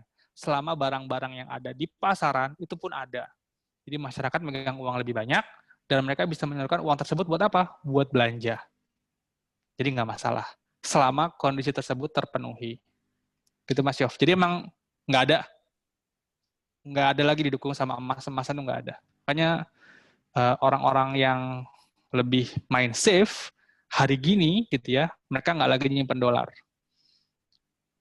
Mereka ngapain? Nyimpen emas. Emas, ya. Ya, karena sekarang emas dianggap lebih prudent, bahkan dibanding US dollar. Dan tahun 2020 ini, untuk menangani COVID, kamu tahu kan apa yang dilakukan oleh Amerika Serikat untuk membiayai penanganan COVID? Printing money. Oke. Yang lain? Izin Pak, bertanya Pak. Waduh. Yuk, boleh. Lanjut. Ya Randa Silakan. dari dulu, Randa kayaknya itu. Jadi tadi yang dalam menangani COVID itu Pak, kan BI kemarin ada ngeluarin uang juga Pak, 75.000. Oke. Apakah itu printing money itu beda lagi Pak? Kemudian dampaknya dari pengedaran uang itu gimana Pak? Terima kasih Pak. Yang pertama saya nggak tahu si BI itu menggelontorkan uang apakah printing money atau enggak. Ya, yang tahu tuh cuman orang BI sebenarnya. Kalau kita nggak diinformasikan kita nggak tahu. Karena itu kan sifatnya BI itu kan di luar pemerintah. Oke, jadi kebijakan fiskal dipegang oleh pemerintah melalui Kementerian Keuangan dan kebijakan moneter itu dipegang oleh BI.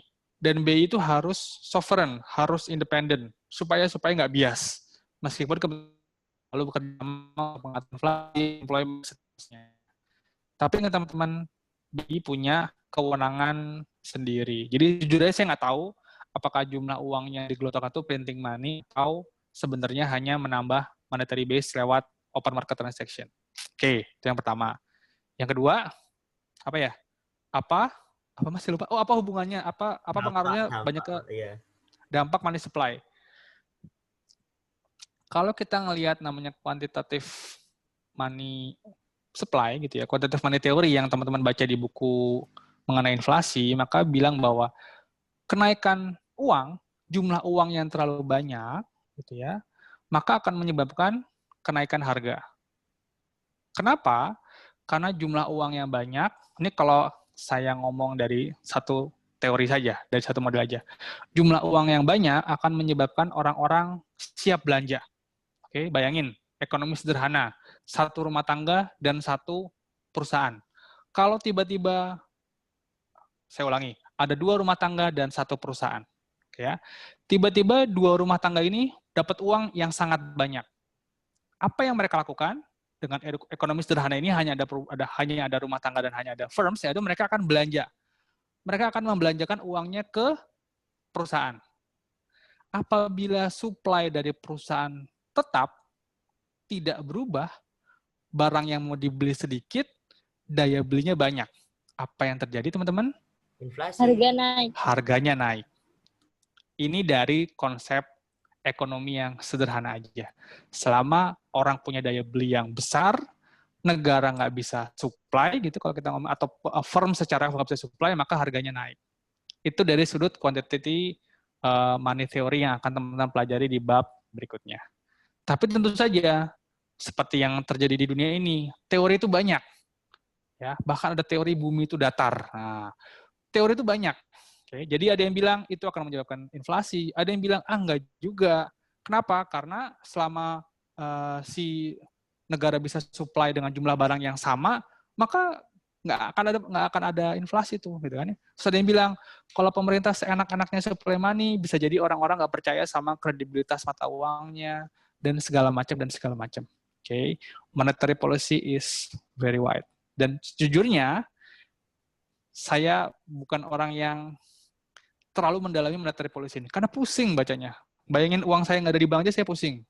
Tuh kan ya. Bayangin kita nabung uang di bank, terus begitu kita tahu teori ini, apa yang teman-teman pikiran? Wah, jangan-jangan uang gue nggak ada di bank nih. Mau ngambil lah besok. Oh, tenang aja. Kalau cuma kita yang butuh, mah ada teman-teman. Ya. Tapi kalau tiba-tiba semua orang di Pulau Jawa gitu, semua orang di Indonesia tiba-tiba ngambil uang pada hari ini, minta uang kertas ditaruh di bawah bantal, chaos. Oke, jadi tahu informasi ini bukan berarti teman-teman tiba-tiba mau ngetes. Coba ngambil uang di bank, ada apa enggak? Ada, tenang aja. Kalau cuman sekelas kita tiba-tiba mau ngambil uang, ada. Oke ya, nggak masalah. Tapi bukan dengan berita ini kemudian kalian sebarluaskan di YouTube dengan bahasa yang provokatif, yang bilang bahwa bank itu nggak kredibel, bank itu tidak menyimpan uang kita benar, itu salah total. Oke, sip. Yang lain? Izin Pak, nanya Pak Radit Pak. Yuk. Terkait dengan beberapa waktu lalu sih sempat saya dengar di berita bahwa Bank Indonesia itu berencana untuk melakukan redenominasi Pak, atau pemangkasan nolnya itu, yang kan tadi Bapak juga sempat singgung bahwa printing money, gimana caranya, ya udah tambahin aja nolnya kayak gitu. Nah, tapi sampai sekarang ternyata nggak ada kan, ya 100.000 tetap aja kita lihat nolnya 5 itu. Apa ya Pak pengaruhnya? Apakah berpengaruh terhadap money supply atau gimana Pak? Oke, saya rasa redominasi beda sama devaluasi. Ya, jadi kalau terjadi penurunan mata uang, nilai mata uang, satu dolar itu misalnya tiba-tiba naik jadi Rp40.000. Itu namanya nilai mata uang kita turun. Tapi kalau dari redenominasi, ya itu sebenarnya tidak ada hubungannya dengan nilai mata uang kita di internasional. Ya, itu hanya merubah untuk karena kan sekarang udah kebanyakan nolnya nih. Ya, sekarang kita ngomong beli rumah harga 1 miliar. Ya, 1 miliar rupiah. Terus beli mobil 1 miliar. Nol udah kebanyakan. Ya, di mana sekarang uang 1 rupiah udah nggak berlaku apa-apa. Dikhawatirkan sebelum terlalu jauh gitu ya, sebelum sebentar lagi uang 10.000 nggak kepake, mungkin ada baiknya juga kita kembalikan ke satuan yang paling kecil lagi, gitu ya. Apakah ada hubungan dengan money supply? Menurut saya nggak ada. Ini hanya membuat mata uang kita nggak terlalu banyak lah, gitu ya teman-teman. Jadi kita masih tetap enak ngomongnya, ya, 1 dolar, 1 rupiah, dan seterusnya. Menurut saya itu. Jadi redenominasi itu tidak berhubungan secara langsung dengan jumlah money supply. Oke. Ada konfirmasi? Baik Pak, berarti nggak ada pengaruhnya ke money supply dan memang nilai mata uangnya itu ya tetap segitu, nggak berpengaruh Pak ya, meskipun Iya. dipangkas gitu ya. Betul. Jadi Ya, kalau Pak. saya bandingkan di Zimbabwe ini ya, Zimbabwe ini dulu salahnya dia printing money banyak banget. Zamannya siapa? Mugabe. Teman-teman udah lahir belum ya? Atau udah gede belum ya, saya lupa. Jadi Robert Lahir, Mugabe itu, udah lahir ya, Robert Mugabe itu tiba-tiba dia tuh revolusioner banget. Pokoknya Zimbabwe sekarang semua serba independen. Kita akan mengerjakan semuanya sendirian. Tapi ternyata human productivity-nya nggak mampu. Ya, jadi tiba-tiba jumlah GDP turun gitu ya. Jadi chaos di ekonomi. Dan Mugabe bilang, udah kita cetak uang aja untuk membiayai semua kebutuhan kita. Uangnya dicetak gitu ya, tapi kemudian supply-nya nggak terpenuhi, nyangkut ekonominya. Kemudian apa terjadi? Uangnya semakin tidak berharga. Jadi nilainya kalau nggak salah beli ikan itu bisa 1 miliar. Oke. Nah, dalam keadaan itu bisa dilakukan namanya redenominasi. Yang 1 miliar jadi misalnya $1.000 Zimbabwe. Tidak ada hubungannya dengan jumlah suplai uang yang beredar secara langsung. Itu hanya apa ya namanya ya? Merubah satuannya aja kok. Oke. Siap. Lanjut. Yang lain. Makasih Pak. Oke, siap. Pak, izin Ya. bertanya. Boleh. Saya baca di PPT-nya Pak Teguh ya Pak, yang tentang spending facilities itu saya masih belum paham, itu maksudnya gimana ya Pak? Apa ya? Pak Teguh ngomong apa di spending facilities ya? Itu, Jangan- yang operasi moneter itu dilakuin 2 cara. Yang pertama itu operasi pasar terbuka sama spending facilities. Oke. Terus apa? Spending facilities itu apa? Yang spending facilities itu di situ penyediaan dana rupiah atau lending facility dari Bank Indonesia kepada bank dan penempatan dana rupiah oleh bank di Bank Indonesia dalam rangka membentuk koridor suku bunga di PUAB. Oke. Jadi kayak kita balik ke slide-nya. Oke, balik ke slide-nya. Ketika, saya buka slide saya dulu bisa coret-coret.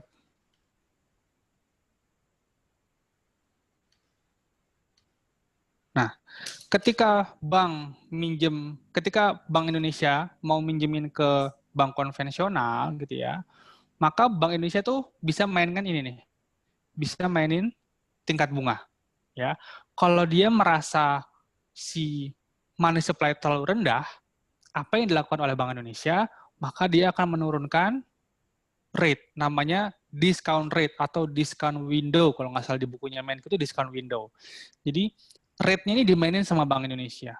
Kalau Bank Indonesia lagi mau, ini rate-nya itu rate pinjaman dari bank sentral ke bank konvensional ya, bank komersial ya. Jadi ketika Bank Indonesia mau menaikkan jumlah uang yang beredar, apa yang dilakukan oleh Bank Indonesia? Dia kecilin nih tingkat suku bunganya, misalnya 0,01%. Oke. Ini akan dilihat sebagai para bank sebagai kesempatan bagus. Kenapa? Begitu dia minjem ke bank sentral, dia hanya perlu mengembalikan sebesar 0,01%. Oke. Jadi apa? Uang dari bank sentral lari ke bank konvensional. Ya. Jadi dia setting tingkat suku bunga tertentu supaya bank sentral supaya bank-bank konvensional mau minjem dari bank sentral. Jadi uang lari dari bank sentral ke bank konvensional semuanya. Oke. Dengan tingkat rate yang suku bunga yang rendah. Terus apakah bank komersial diem aja begitu setelah minjem dari bank sentral? Tentu saja enggak. Bank sentral itu kan pasti perusahaan yang kompetitif, maximizing profit. Kalau dia udah punya bahan bakunya dalam bentuk uang tentunya, dia akan lempar ke pasaran. Ayo, siapa yang mau pinjem? Para investor, kasih suku bunga rendah, 1% doang. Wah, banyak tuh. Jadi seakan-akan Bank Indonesia itu melempar uang ke masyarakat melalui si bank. Jadi spending dari seakan-akan bank sentral itu melakukan apa? Belanja atau melakukan pengeluaran buat bank-bank komersial. Sebenarnya langsung nih, sebenarnya bank sentral karena nggak boleh minjemin langsung ke masyarakat, ya, dia harus lewat bank konvensional. Mudah-mudahan dari pengertiannya seperti itu. Nanti saya coba tanya Pak Teguh deh, maksudnya apa ya? Karena saya belum pernah ketemu istilah spending facilities di bukunya Menko kalau nggak salah. Apakah teman-teman yang udah baca buku Menko pernah ketemu istilah itu? Gitu ya, Belum Mbak? pernah, Pak. Iya, di bahasa Asia ya. Saya kayaknya belum nemu istilah spending facilities di bukunya Menkyu. Jadi mudah-mudahan dari definisi yang tadi disebutkan, mudah-mudahan seperti itu. Jadi bank sentral itu nggak bisa minjemin langsung ke masyarakat gitu ya, Pak? Iya, nggak bisa. Oh. Oke, terima kasih, Pak. Oke, siap. Oke. Yang lain?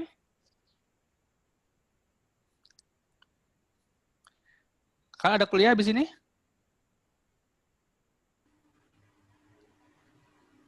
Kalian ada kuliah habis ini? Mau Nggak lanjut? ada gua, Pak. Nggak ada, Pak. Oke, lanjut sebentar nggak apa-apa ya. Karena tadi kan saya Ya. mulainya terlalu mundur karena ada kesalahan teknis. Oke. Kemudian langkah pertama tadi pakai open market. Yang kedua pakai memainkan discount rate. Ini ya, tadi saya bilang ya, memainkan, sorry, nggak kelihatan layarnya ya? Masih ada sih? Screen-nya Masih ada, masih Pak. slide saya nggak sih? Oh, masih ada. Oke, sorry. Nah, jadi pertama adalah open market transaction, yang kedua mereka mainin discount rate, BI itu, ya. Nah, yang ketiga itu adalah dengan memainkan RR-nya, reserve requirements yang harus dipelihara oleh si bank komersial. Oke, reserve requirements itu istilah di Indonesia namanya adalah giro wajib minimum. Ya, apa tuh giro wajib minimum? Jumlah dana minimum yang wajib dipelihara oleh bank umum komersial atau bank unit syariah atau unit usaha syariah yang ditetapkan oleh Bank Indonesia sebesar, nah nih, persentase tertentu dari dana pihak ketiga. Tadi dari deposit, ya. Kalau tadi kita ngomong RR-nya itu 40%, oke, supaya membuat kalian tenang dulu gitu ya. Di peraturan BI terbaru 2018, RR itu yang harus dipelihara adalah sebesar, seperti kalian lihat di layar, 1% sampai 6%. Jadi sebenarnya yang ada di bank, yang harus disimpan oleh bank sebagai persyaratan minimum, berapa? Hanya, 4,5%, 3%, ada yang 2%, 2%. Oke, jadi kalau tadi kita ngomong ada 100 juta masuk ke kas bank, ke deposit ke bank, maka 95 jutanya itu boleh dipinjemin. Nggak perlu panik, tenang aja. Ya. Ini pasti sudah melalui kajian dan sudah bisa dipastikan bahwa ini cukup sehat buat sistem perbankan kita. Oke, nggak perlu tiba-tiba merasa aneh gitu ya, bahwa ini tadi bohong sama bank, tiba-tiba pelajari dulu bagaimana sistem perbankan yang ada. Oke ya. Jangan sampai kita baru tahu sedikit gitu ya, tiba-tiba udah bikin panik emak sama bapak. Pak, gitu kan, jangan nabung di bank, Pak, uangnya nggak ada. Nah, jangan seperti itu. Oke, kita belajar supaya kita bisa lebih paham. Oke, tapi ini kenyataannya bahwa reserve requirements yang ada di Bank Indonesia saat ini secara peraturan adalah sebesar yang ada di layar. Oke, ada yang mau tanyain? Nggak ada? Lanjut. Kayaknya terakhir nih. Oh iya benar. Oke, jadi kesimpulannya adalah ketika RR-nya tadi 4,5% gitu ya, kemudian mau dinaikkan, apa yang terjadi? Kalau bawahnya naik, maka money supply bisa turun. Dan jika 4,5% tadi mau diturunin, maka money supply bisa naik. Jadi Bank Indonesia punya 3 cara, atau Bank Sentral punya 3 cara yang umum untuk mengontrol jumlah money supply di masyarakat. Yang pertama adalah open market transaction, yang kedua dengan memainkan discount rate atau discount window, yang ketiga adalah dengan menentukan reserve requirements, giro wajib minimum. Ini yang nentuin adalah gubernur BI. Oke, jadi kita udah berkenal dengan pengertian uang, terus peran dari bank, yang ketiga bank sentral dan jumlah uang yang beredar. Oke, diskusi. Ada yang mau tanyain, teman-teman? Silakan. Izin bertanya, Pak. Ya. Tapi sebenarnya ini lebih ke itu sih, Pak. Saya pengen nanya tentang mekanisme utang dan pembayaran utang luar negeri. tapi Oke. ada kaitannya sama bank sentral kita, Bank Indonesia gitu. Oke. Nah, jadi saya pernah nonton video gitu, cuman kali ini bukan dari Mardigu ya, Pak. Terus saya Oke. baca artikel juga pernah baca artikel tentang masalah bagaimana sih kita berutang dan bagaimana kita bayar utang itu. Tapi dalam hal ini kita utangnya ke IMF atau World Bank. Nah, jadi di situ diceritain kalau misalkan kita pengen utang nih, misalkan 10 triliun. Nah, kan nanti kita ngomongnya ke Bank Indonesia. Lalu kemudian Bank Indonesia itu ngabarin nih ke IMF atau World Bank bahwasannya kita butuh pinjaman sebesar 10 triliun. Nah, awalnya saya mikir kalau misalkan kita minjam ke IMF atau World Bank itu harusnya kita kayak ya mungkin ditransfer dolar gitu, Pak, sebesar 10 triliun. Ternyata enggak. Ternyata BI itu cuman dikirimin input kayak surat elektronik dari IMF atau World Bank, misal 10 triliun gitu. Kemudian setelah BI menerima input tersebut, BI kemudian cetak uang sendiri. Nah, kemudian pas kita nanti mau bayar, saya kira juga BI bakal ngelakuin hal yang sama kayak pas nerima pinjaman tadi. Misal kayak BI kirim input ke IMF sebesar 10 triliun gitu aja. Saya kira dengan cara seperti itu sudah selesai gitu, Pak. Ternyata enggak. Ternyata kita bayar utang dengan ya mungkin dalam tanda kutip menggadaikan devisa ataupun sumber daya alam. Nah, saya ingin bertanya, sebenarnya mekanisme yang dijelaskan ini benar nggak sih, Pak? Gitu. Kok saya merasa agak heran aja gitu.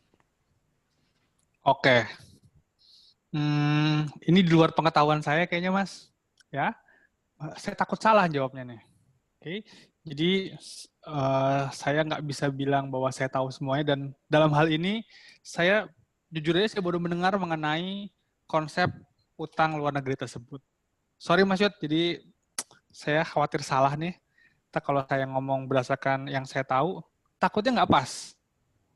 Oke? Gitu ya, Pak. Sorry tidak bisa memenuhi keingintahuannya. Mungkin yang lain ada pernah dengar? Kok sejujurnya saya nggak tahu bagaimana apakah modelnya memang tidak serta-merta kita dikirimin uang ditransfer dari rekening IMF, yang nggak gitu-gitu juga. Kayak ini nggak kayak kita minjem uang ke bank. Tapi mengenai proses pencetakan uang sendiri, terus tadi cara bayarnya dengan menggadaikan devisa, terlalu banyak istilah yang baru buat saya. Jadi sorry Mas Yuda, saya nggak bisa jawab nih. Saya nggak tahu jawabannya. Ini kalau di ujian saya nggak tahu jawabannya gimana nih. Ini ngecap kesana kesini nggak jelas kayaknya. Kalau suruh jawab. Oke? Sorry ya. Nggak apa-apa. Saya nggak punya, saya nggak pengetahuan. Atau mungkin video yang saya terima mungkin kurang valid, tapi emang saya pernah baca artikel gitu, Pak. Dan artikel itu kayak nyebut nama ya presiden kita waktu itu Soeharto di tahun sekitar tahun 90 sebelum krisis ekonomi 98 tuh sekitar tahun 91 atau 92 kita tuh sempat nerima pinjaman dari IMF gitu kan, Pak. Nah, di situ dibilang bayarnya tuh nanti bakal pakai devisa kita gitu. Saya kira dengan dengan kita cetak uang terus kita dikonversi ke dolar atau itu kemudian kita transfer ke IMF atau Bank Dunia, tapi ternyata enggak gitu. Makanya saya agak heran sih dengan mekanisme seperti itu gitu, Pak. Oke. Sebenarnya kan biasanya kan kita minjem pakai dolar ya. Iya, sedangkan kita kan nggak punya dolar. Gitu kan? Jadi mungkin ketika kita minjem gitu ya, dan dolar itu bukan mata uang kita gitu ya, maka kita dapat seakan-akan tadi backup bahwa kita punya cadangan devisa berupa dolar gitu ya, dipinjemin cadangan devisa berupa dolar sehingga kita bisa ngomong ke masyarakat jumlah kekayaan kita bertambah. Ya tadi dibanding, saya nggak tahu ya apakah menggunakan printing money sesuai yang kita omongin di pertemuan ini atau enggak. Kita kan katanya begitu minjem pemerintah printing money gitu kan ya? Iya, Pak. Padahal printing money itu nggak perlu di backup oleh apapun selama pemerintah bilang bahwa ini legal semuanya.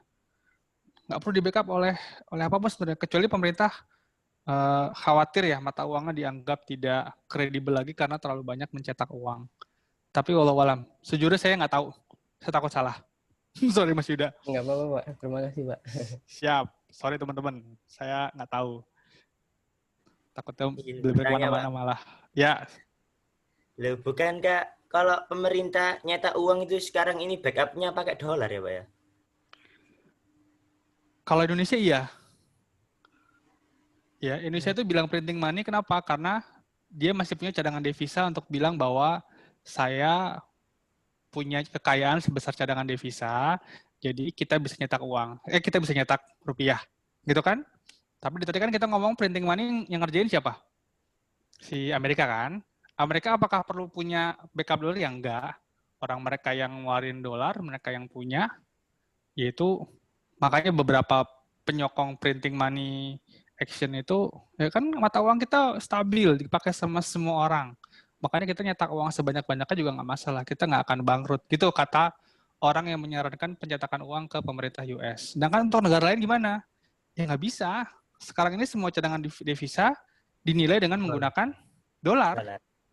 Iya, nggak mau, kita pasti ngomong kan, cadangan devisa kita dalam bentuk dolar, nggak dalam bentuk berapa ton emas, enggak. Semua dalam bentuk dolar.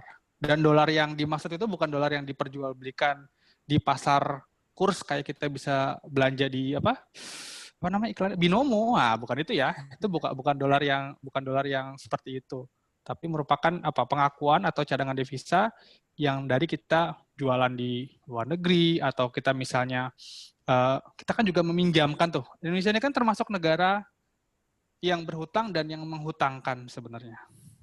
Ya kan? Sebagai G20 gitu kan, wah prestisnya gede, punya nilai ekonomi yang besar, maka kita ikut meminjamkan kepada beberapa negara lain.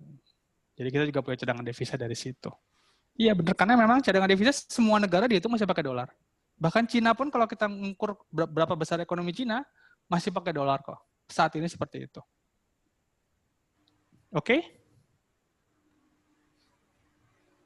Jadi mungkin Mas Yofi bisa ketemu lagi nih antara proses peminjaman IMF sama pencetakan uang BI, karena Mungkin- saya Mungkin Saya seperti mungkin yang dimaksud Mas Yuda itu dari videonya itu kayak pemerintah meminjam uang ke IMF atau World Bank, kemudian World Bank IMF kan tadi meminjamkan dalam bentuk dolar, terus dolar itu digunakan sebagai devisa negara yang nantinya digunakan atas sebagai underlying untuk printing rupiah, Pak. Jadi dolarnya tetap ada, tapi kita nerbitin rupiah berdasarkan dolar dari pinjaman tadi gitu.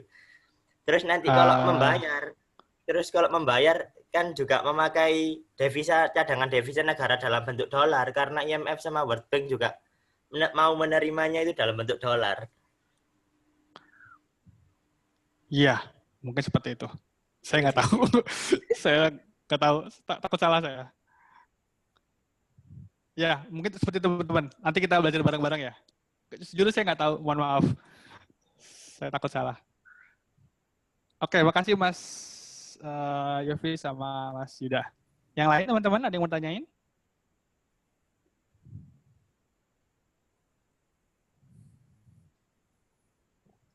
Gimana? Cukup? Cukup sebenarnya. Pak, gimana? Ya teman-teman mungkin tidak ada yang bertanya. Oke, makasih Mas Adit. Ya, kalau cukup saya minta izin untuk segera pindah ke kelas berikutnya. Terima kasih buat partisipasinya. Sorry Mas Yuda, saya nggak tahu jawabannya. Nanti saya belajar dulu. Nanti kita ketemu lagi minggu depan. Oh iya, saya sudah mencantumkan tempat untuk naruh tugas ya. Tugasnya sesuai dengan RPS saja. Saya ngikutin sesuai RPS. Itu mengumpulkan data inflasi dari berbagai daerah atau beberapa negara juga boleh mungkin. Karena teman-teman bisa kalau memang di RPS kalau nggak salah beberapa daerah, ya silakan kalian cari dari beberapa provinsi. Di BPS saya lengkap datanya, tinggal dicari dan nanti berbentuk dalam bentuk PowerPoint atau infografis. Gitu ya. Karena tugasnya kemarin saya bilang kelompok kalau nggak salah, gitu kan ya Pak Ketua Kelas? Iya, Pak. Kelompoknya apakah sudah ada? Kelompoknya sudah dibentuk. Sudah ada, nanti tapi semuanya mengumpulkan ya, supaya bisa jadi patokan saya untuk memberikan nilai tugas. Jadi di masing-masing Google Classroom-nya tolong menyampaikan, nggak apa-apa, hanya ada 4 tipe berarti kan ya? 4 kelompok kan ya? Iya Pak, benar Pak. Oke, berarti tapi masing-masing tetap ngumpulin ya, supaya saya bisa melihat nilai atau menjadikan dasar saya buat ngasih nilai tugas. Oke, Pak Ketua Kelas. Terus teman-teman yang lain, terima kasih buat atensinya. Sorry tadi kita punya masalah teknis dengan jaringan saya, tapi terima kasih buat sudah menyediakan fasilitas Zoom-nya. Oke, sampai ketemu lagi insya Allah minggu depan. Assalamualaikum.